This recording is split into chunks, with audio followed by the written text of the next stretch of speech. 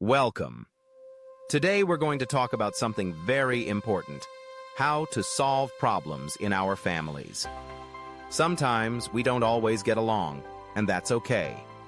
What really matters is how we work through our differences.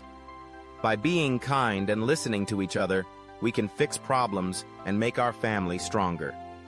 This lesson is about finding peace together. First, let's remember that having disagreements is normal. It happens in every family.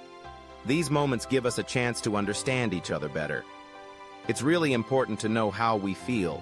When we understand our feelings, we can choose to act calmly instead of getting upset. For example, if you feel angry, take a deep breath and count to 3. This can help you think before you speak. Next, let's talk about empathy. Empathy means trying to understand how someone else feels.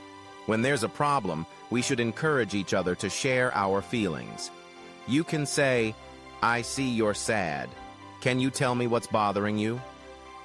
This helps everyone feel safe and respected. Listening is super important too.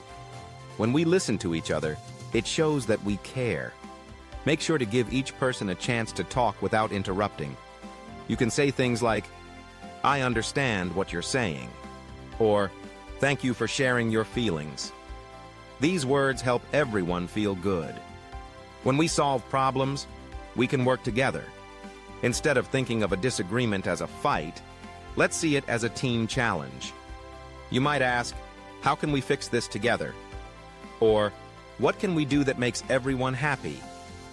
Working as a team shows that we can share ideas and find solutions. As we finish up, let's think about how we can be good role models. How we handle problems teaches our kids how to deal with disagreements too. When we show empathy, stay calm, and listen, we help our children learn these important skills. Remember, every problem is a chance to learn and grow closer.